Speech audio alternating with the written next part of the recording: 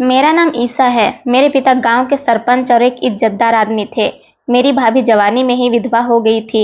अभी उनकी उम्र ही कितनी हुई थी, यहाँ तक कि उनकी शादी को अभी 1 साल भी नहीं हुआ था। भाभी हमारे घर पर ही रह रही थी। अभी उनकी दोबारा शादी भी नहीं हुई थी। मेरी भाभी रात को अकेले सोने में बहुत ज्यादा डरती थी और जबरदस्ती मुझे अपने साथ सुला लिया करती थी। जब मैं सुबह उठती तो भाभी मुझे अजीब अजीब नजरों से देखती थी और फिर मुझे डांट कर कमरे से बाहर निकाल दिया करती थी। मैं भाभी को पागल समझकर उनसे डरने लगी थी, मगर वो रात होते ही मुझे अपने साथ सुलाने की जिद करती थी। मैंने तंग आकर एक दिन भाभी को नींद की गोली खिला दी थी, जिससे भाभी जल्दी ही सो गई थी और खुद उठकर मैं अपने कमरे में जाने लगी तो ये देखकर मेरे होश उड़ गए थे कि वहां पर तो मैं यूरोप में हाई स्टडी करने के लिए गई हुई थी। काफी सालों से अपने पेरेंट्स और अपने फैमिली से दूर रह रही थी।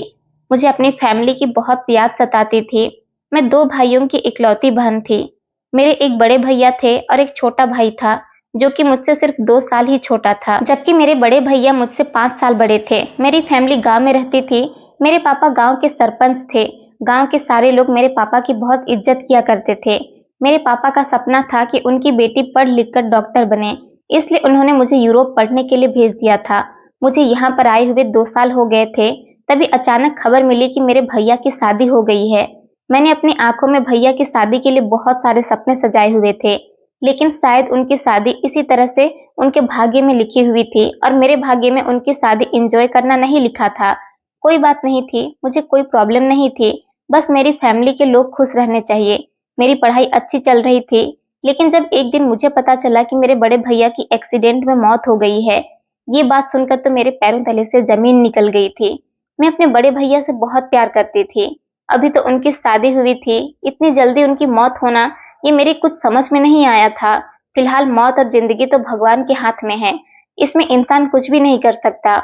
मैं अपने भैया की मौत की बात सुनकर फौरन ही फ्लाइट से अपने घर आ गई थी। भैया के शव को मेरे लिए रोक दिया गया था। मैं अपने भैया के शव से लिपट कर खूब रोई थी, क्योंकि मेरे भैया मुझसे बहुत प्यार करते थे और हमेशा मुझे छोटी कहकर पुकारते थे। अब शायद मुझे छोटी कहने वाला इंसान ही इस दुनिया से चला गया था। मैंने पहली बार अपनी भाभी को देखा था। मेरी भाभी का नाम काजल था। काजल भाभी सच में बहुत ज्यादा खूबसूरत थी। मुझे अपने भैया की चॉइस पर गर्व हो रहा था कि उनकी चॉइस सच में बहुत अच्छी है। शायद ऐसी लड़की उन्हें गांव में नहीं मिल सकती थी। काजल भाभी शहर में ही रहती थी, क्योंकि मेरे भैया शहर में जॉब के सिलसिले में आते जाते रहते थे। वहीं पर उन्होंने काजल भाभी को पसंद कर लिया था। इस तरह उन दोनों ने लव मैरिज की और अपनी जिंदगी की शुरुआत की थी। उनकी जिंदगी अभी शुरू ही हुई थी कि उनकी खुशियों को किसी की नजर लग गई और मेरे भैया की हंसती बसती जिंदगी उजड़ गई थी।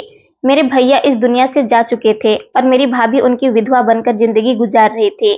आधी रात का टाइम था जब मुझे किसी ने रात को झंझोड़ कर उठा दिया था। मेरे मुंह से धीरे धीरे चीखें निकल रही थी, क्योंकि झंझोड़ने वाले इंसान ने मेरे मुंह पर अपना हाथ रखा हुआ था। मैंने फटी फटी आंखों से देखा तो सामने कोई और नहीं बल्कि काजल भाभी खड़ी हुई थी। वो मुझे देखकर कहने लगी, ईसा तुम बहुत खूबसूरत हो, तुम्हें अपना ध्यान रखना चाहिए। तुम अपनी नजर उतार लिया करो, कहीं तुम्हें किसी की नजर न लग जाए। आओ मैं तुम्हारी नजर उतार देती हूँ। मेरी भाभी की आंखें लाल हुई पड़ी थी। उनको देखकर मेरा दिल डरने लगा था। मुझे पसीने आ रहे थे और मेरा पूरा शरीर कांप रहा था। मैंने अपनी भाभी से डरते हुए कहा, भाभी प्लीज मुझे सोने दो, मुझे नींद आ रही है।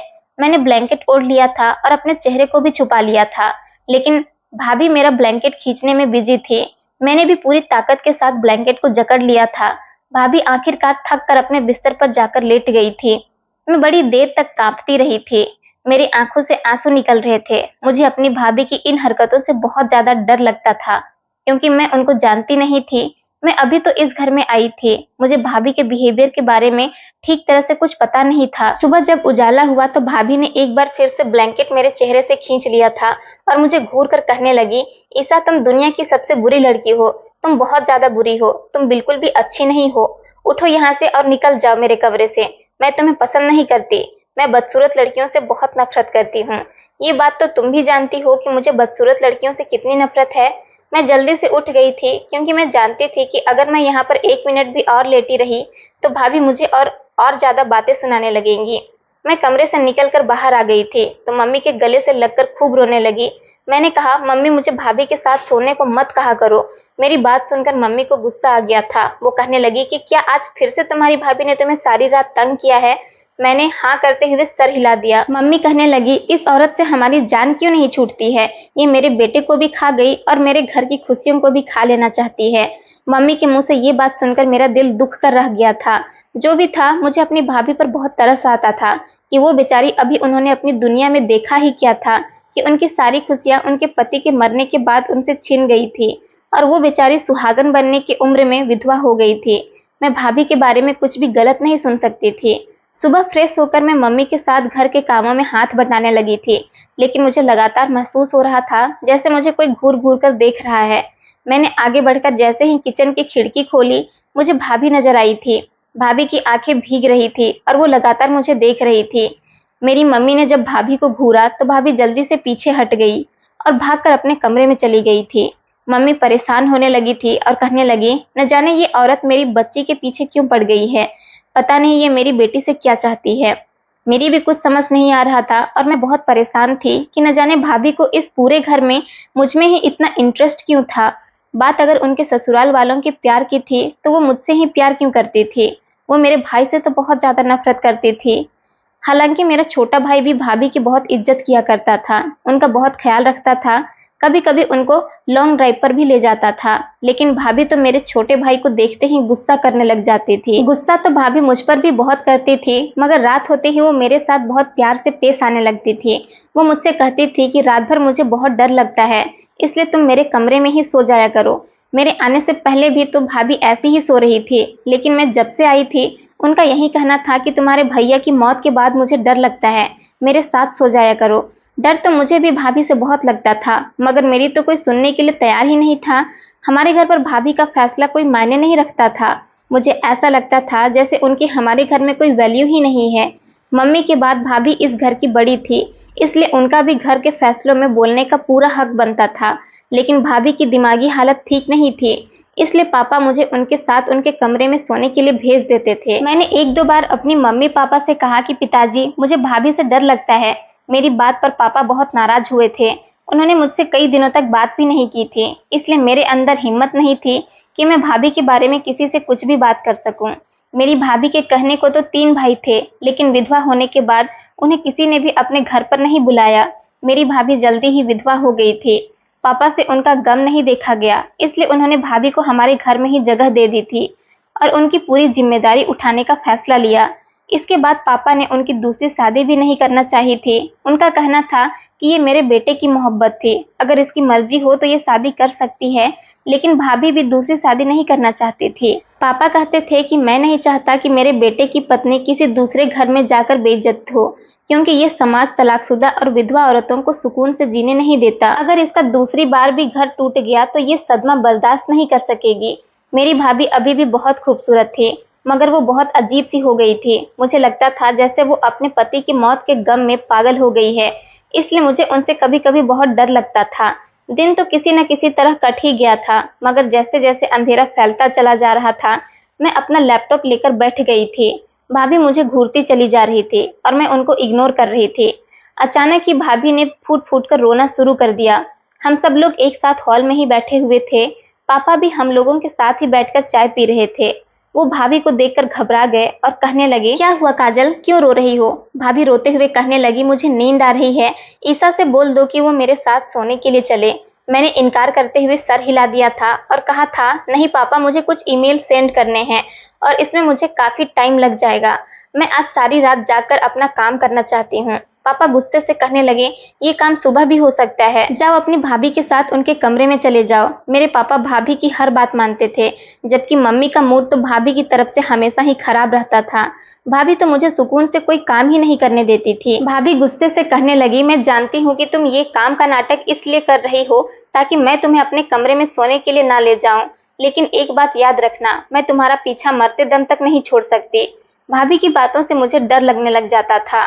मैं सोने के लिए लेट गई थी तो वो खुद ही अपने आप से बातें करती रहती थी और बातें करते करते न जाने कब सो गई, मुझे कुछ पता ही नहीं चला था। उनके सोने से पहले ही मुझे नींद आ गई थी। सुबह हुई तो मैंने घर में कुछ मेहमानों को आते जाते देखा था।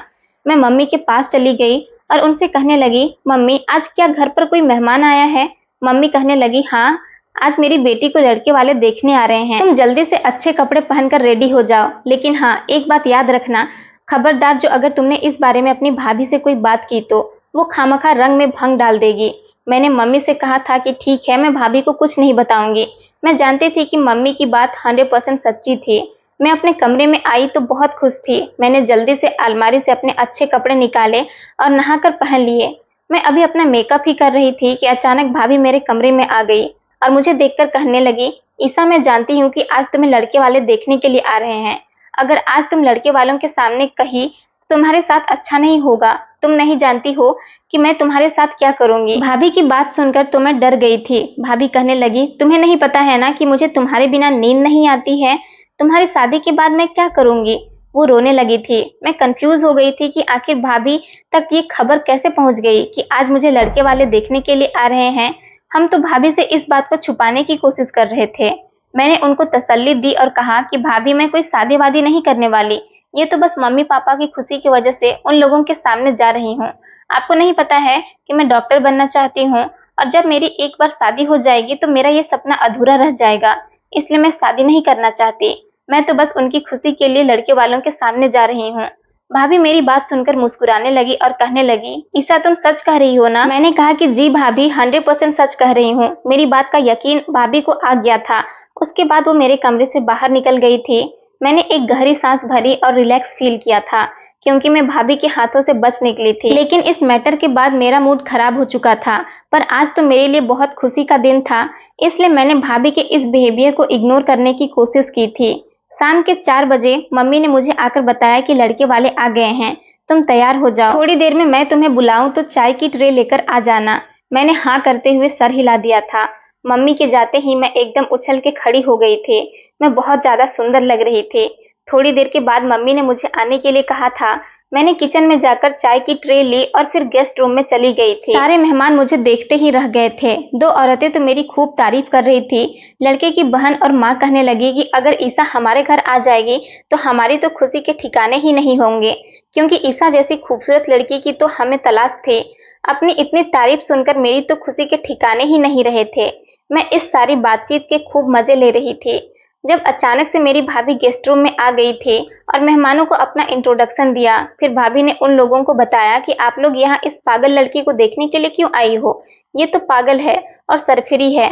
आप लोगों के सामने तो नॉर्मल है, लेकिन जब अकेली होती है तो घर का सारा सामान उठा उठा कर फेंकती है। इस लड़की को अपने घर की बहू मत बनाओ, वरना तुम्हारे बेटे के भाग फूट जाएंगे। वो औरतें मुझे बड़ी गौर गौर से देख रही थी। भाभी की बात सुनकर जल्दी से वो लोग उठकर खड़ी हो गई और बिना कुछ कहे ही बाहर निकल गई थी। मम्मी उन्हें रोकती रह गई थी, पर वो लोग अब किसी की नहीं सुन रही थी।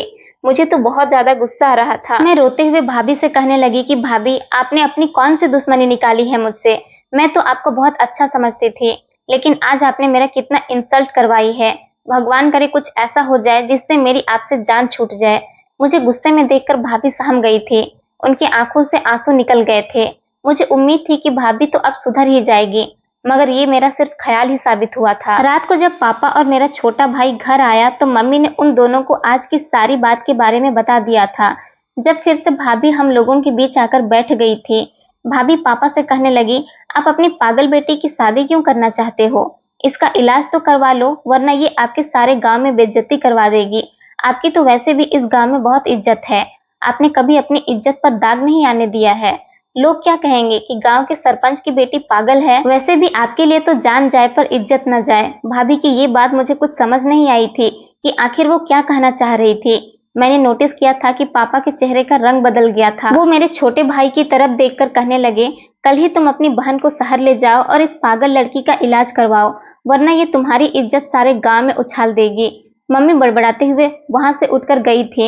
मम्मी और भाभी की आपस में बिल्कुल भी नहीं बनती थी। मैं तो इस बात पर हैरान थी कि भाभी खुद पागल होने के बावजूद मुझे क्यों पागल कह रही थी। हम सब लोग तो वहां से चले गए, लेकिन पापा भाभी को काफी देर तक न जाने क्या समझाते रहे थे।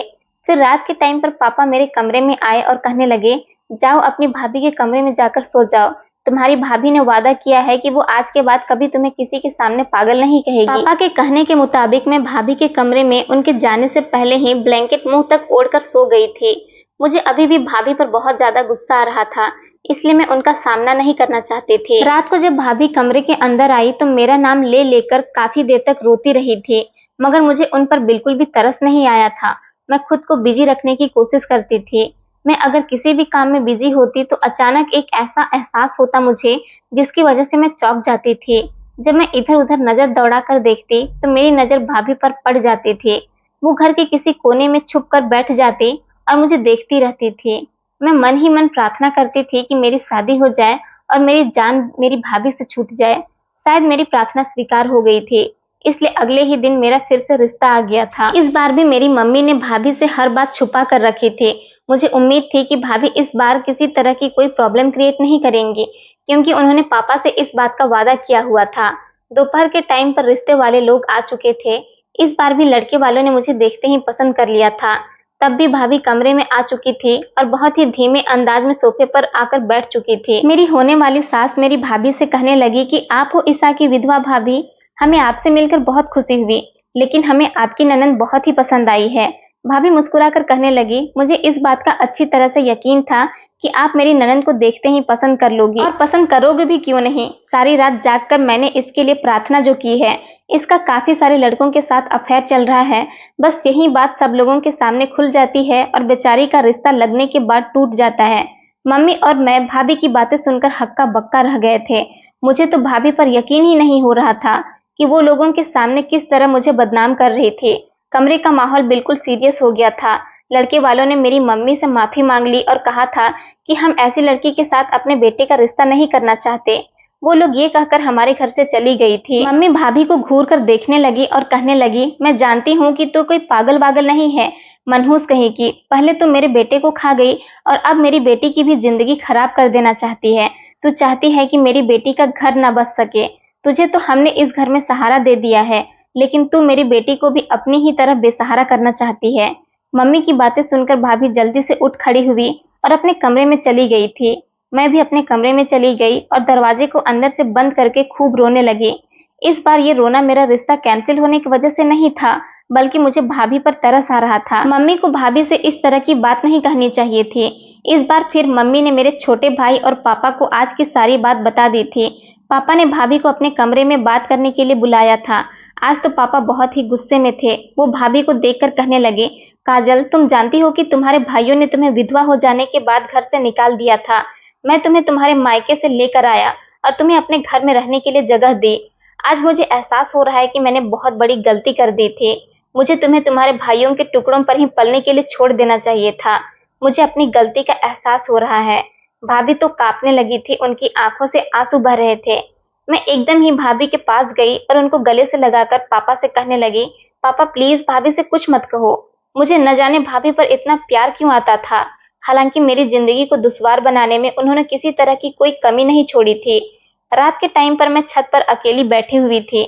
मेरे छोटे भाई ने मुझे देखा कि मैं छत पर अकेली बैठी हूँ तो वो भी मेरे पास आ गया था और कहने लगा, ईसा आज तुम कुछ अपसेट लग रही हो, रिश्ते की वजह से परेशान हो ना। मैंने अपने छोटे भाई से कहा, रोहन क्या तुम मेरी हेल्प करोगे। मेरे भाई ने कहा, हाँ मैं हमेशा तुम्हारे साथ हूँ, बताओ तुम्हें मुझे कैसी हेल्प चाहिए। मैंने कहा कि भाभी को शहर ले जाकर हमें उनका इलाज करवाना चाहिए। वो दिमागी तौर पर ठीक नहीं है। जो डॉक्टर गांव का हमारे यहाँ हर रोज भाभी का चेकअप करने के लिए आता है वो अच्छा डॉक्टर नहीं है, ना ही काबिल डॉक्टर है। वो दवाइयां देकर सिर्फ अपने पैसे बना रहा है। उसकी दवाई में भी कोई ऐसी दवाई नहीं है जो भाभी की दिमागी हालत को ठीक करने वाली हो। उसकी दवाई से भाभी की तबीयत बिल्कुल ठीक नहीं है और ना ही वो रिकवर हो रही है। भाभी सारी रात जागती रहती है, अजीब अजीब तरह की बातें करती रहती है। रात होती है तो मेरी तारीफ करने लग जाती है और सुबह होते ही वो मुझे देखकर मुझसे नफरत करती है। ये सब कुछ नॉर्मल नहीं है। मैं बात करते करते रोने लग गई थी। रोहन भी चौंक गया था। मेरा भाई अपनी गाड़ी से हर रोज शहर जाता था, क्योंकि अब वो काफी सारे काम संभालने लगा था। हम खानदानी लोग थे और मेरे पापा के सरपंच होने की वजह से हमारे इस पूरे गांव में बहुत इज्जत थी। मुझे यकीन हो गया था कि मेरा भाई इस चीज का कोई सॉल्यूशन निकाल ही लेगा। थोड़ी देर हम दोनों इस तरह से बात करते रहे और उसके बाद मैं भाभी के कमरे में सोने के लिए चली गई थी। मैं तो अपने बिस्तर पर लेट कर सो गई थी, लेकिन अचानक आधी रात को मेरी आंख खुली तो भाभी बुरी तरह से रो रही थी। उनके बाल भी खुले हुए थे। मुझे उनको देखकर बहुत तरस आया था। मैं उनके पास चली गई और उनसे पूछने लगी, भाभी आपको क्या हो गया है। उन्होंने मेरे दोनों हाथ पकड़ लिए और कहने लगी, मुझे माफ कर दो ईसा, मैं तुमसे नफरत नहीं करती, बस मैं अपना बदला लेना चाहती हूँ। मैंने भाभी से पूछा, आप कौन सा बदले की बात कर रही हो। मेरे सवाल पर वो फूट फूट कर रोने लगी थी। मैं भाभी को देखकर चौंक गई थी। वो मुझे देखकर कहने लगी, तुम यहाँ से चली जाओ, तुम अपने भाई के साथ शहर चली जाओ, इस गांव से निकल जाओ, इस गांव के रीति रिवाज बहुत ही बुरे हैं। मुझे भाभी की कोई भी बात समझ नहीं आ रही थी, क्योंकि वो डिटेल के साथ मुझे कुछ बता नहीं रही थी। वो बस इतना ही बातें किए जा रही थी। फिर भाभी रोते हुए कहने लगी, उन लोगों ने मेरे पति को भी मार दिया, तुम्हें भी मार देंगे, मुझे भी मार देंगे, हम सब मर जाएंगे। मैं नहीं चाहती कि तुम भी इस दुनिया को छोड़कर चली जाओ। तुम तो बहुत अच्छी हो, तुम मुझे बहुत पसंद हो। इस घर में मेरा तुम्हारे अलावा कोई नहीं है। इस घर में एक तुम ही हो जिसको मेरी फिक्र होती है। तुम्हारे भैया भी तुमसे बहुत प्यार करते थे। मैंने तुम्हें देखा तो नहीं था, लेकिन तुम्हारे भैया तुम्हारी बहुत ज्यादा तारीफ किया करते थे कि जब तुम यहाँ आई और मैंने तुम्हें पहली बार देखा तो मैं तुम्हें देखते ही पहचान गई थी कि तुम ही ईसा हो। इन लोगों ने मेरे पति को मार डाला, उसे मुझसे दूर कर लिया, लेकिन तुम भी अपनी जान बचाकर भाग जाओ। इतना कहकर भाभी फूट फूट कर रोने लगी थी। भाभी की बात सुनकर तो मैं शॉक्ड रह गई थी। मैंने सोच लिया था कि भाभी की इस बात के पीछे कोई ऐसा सीक्रेट है जिसके बारे में मुझे नहीं पता है, लेकिन मैं इस सीक्रेट का पता लगाकर ही रहूंगी। अगले दिन मम्मी किचन में काम कर रही थी। मैं उनके पास जाकर खड़ी हो गई और उनसे पूछने लगी, मम्मी भैया की मौत कैसे हुई थी? मेरी बात सुनकर मम्मी चौंक गई थी। उन्होंने मेरी तरफ देखा और कहा कि तुम्हें गड़े मुर्दे उखाड़ने की क्या जरूरत है, ये बातें क्यों लेकर बैठ गई हो? मैंने अपनी मम्मी से बहुत जिद की और कहा कि मुझे बताओ ना, भैया की मौत कैसे हुई थी, मैं जानना चाहती हूँ। मम्मी ने कहा कि तुम्हें बताया तो था कि तुम्हारे भैया का एक्सीडेंट हो गया था। मैंने कहा, लेकिन मम्मी मुझे लगता है कि हमारे भैया का एक्सीडेंट हुआ नहीं था, बल्कि उनका एक्सीडेंट करवाया गया था। मम्मी कहने लगी, क्या मतलब, क्या कहना चाहती हो तुम? चलो जाओ यहाँ से, तुम अपना दिमाग मत लगाओ। अगर तुम्हारे पापा को ये बात पता चल गई कि तुम पुरानी बातें लेकर बैठ गई हो, तो पता है उनके दिल पर कितना बड़ा सदमा बैठेगा। वो तुम्हारे भैया की मौत को अभी तक भुला नहीं पाए हैं। मैंने मम्मी से कहा, आप मुझे एक बार बता दोगी तो उसमें क्या प्रॉब्लम है? मम्मी चिल्लाकर कहने लगी, तुम्हारे भैया और तुम्हारी भाभी दोनों ही शहर से गांव आ रहे थे, तभी अचानक तुम्हारे भैया की गाड़ी का एक्सीडेंट हो गया। तुम्हारी भाभी बच निकली और तुम्हारे भैया की मौके पर मौत हो गई। मैं समझ गई थी कि दाल में जरूर कुछ काला है। मम्मी मुझे सच बताना नहीं चाह रही है, लेकिन भाभी की बातों से मुझे पक्का यकीन हो गया था कि भैया की मौत एक्सीडेंट से नहीं हुई थी, बल्कि भैया को किसी ने मरवाया था। वो कौन था, इस बारे में तो सिर्फ भाभी ही बता सकती थी, लेकिन भाभी तो अपने होश में ही नहीं थी। उनसे तो इस बारे में कुछ पूछ ही नहीं सकती थी। मैंने रोहन को अपने साथ मिलाने का फैसला कर लिया था। मैंने रोहन को सारी बात बता दी थी कि हमारे भैया को मार दिया गया था। रोहन मेरी बात पर यकीन करने की कोशिश नहीं कर रहा था, लेकिन मैंने उसको बड़ी मुश्किल से यकीन दिलाया था कि भाभी कभी कभी सही बात कर जाती है। वो दिमागी तौर पर बीमार है और पागल इंसान कभी कभी रोते हुए अपना पास्ट बता देता है। रोहन भी मेरी बातों से उलझ गया था। मैंने उससे रिक्वेस्ट की थी कि प्लीज मेरा साथ दो। अगर हमारे भैया का कत्ल किया गया है तो हमें उनके कातिलों को सजा दिलवानी ही होगी और भाभी को भी इंसाफ दिलवाना होगा। अब मैं हर रोज किसी न किसी बहाने से भाभी के साथ बैठ जाती थी और उनसे पुरानी बातें पूछने की कोशिश करती थी। कुछ बातें तो भाभी मुझे बता देती थी, लेकिन कुछ वो नहीं बता पाती थी। मैं चाहती थी कि भाभी अपने दिल का सारा गुब्बारा निकाल दे। भाभी तो कभी कभी बेमतलब की बातें करती रहती थी। एक बात का सर पकड़ लिया तो दूसरी बात का पैर, क्योंकि दिमागी तौर पर बीमार इंसान इस तरह की ही बातें करता है। एक दिन मैं बहाने से भाभी को घर से बाहर ले गई और वहां ले जाकर मैंने भाभी से बात करने की कोशिश की और उन्हें बहुत समझाया कि अगर भैया को सच में किसी ने मारा था तो फिर वो कौन था। भाभी मुझे तरसती हुई नजरों से देख रही थी। मैंने भाभी से पूछा था कि क्या भैया की एक्सीडेंट से मौत हुई थी। भाभी की आंखों में आंसू आ गए थे। मैं समझ गई थी कि मैं भाभी को समझाने में कामयाब हो गई हूँ, क्योंकि वो मेरी बात को समझने की कोशिश नहीं कर रही थी और वो मुझे अपने बीते हुए कल के बारे में ठीक तरह से बता नहीं पा रही थी।